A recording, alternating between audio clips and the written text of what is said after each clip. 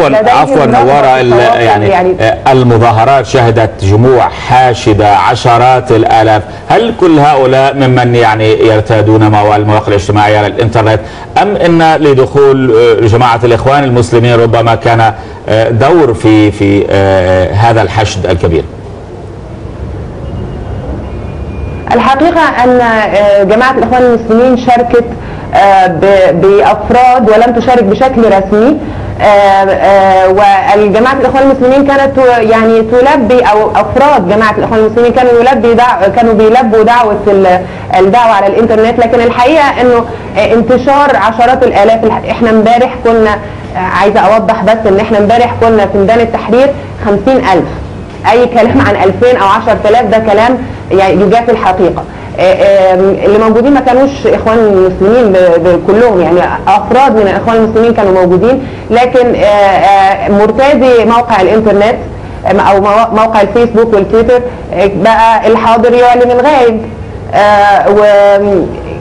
طلب من كل واحد لبى الدعوة ان هو يقول على الاقل 10 مش يدخلوا الانترنت. نعم، لكن الان انتهى يوم الغضب الذي سمحت به السلطة في البداية، وإن تعرضت له بالقمع في نهاية النهار. اليوم يوم آخر، من سيقرر الخطوة التالية عما إذا كانت هذه الاحتجاجات ستستمر أم لا؟ يا فندم، احنا ما كناش امبارح نازلين نهزر معاهم، ما فيش حاجه اسمها انتهى يوم الغضب. انا الدكتور ايمن نور امبارح اسمى الثوره المصريه او الانتفاضه المصريه انتفاضه الجمال.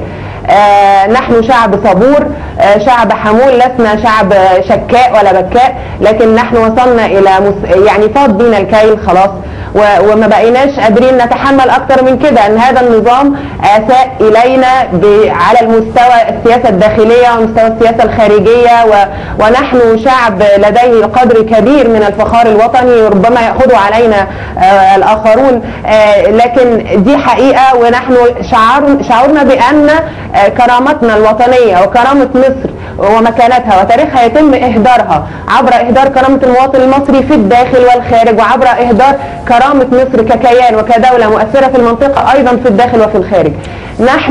احنا امبارح ما كناش بنهزر، احنا امبارح كنا نبدا، واليوم نحن نزل في ناس في شبين الكوم، الاف نزلوا في مدينه نصر، الاف نزلوا في 6 اكتوبر، ونحن الان نتجمع في نقابه المحامين وهننزل تاني. احنا مش خايفين منهم لانه احنا يعني ما خلولناش حاجه نخاف عليها ولا حاجه نخسرها. شكرا لك نوارة نجم المدونة الصحفية.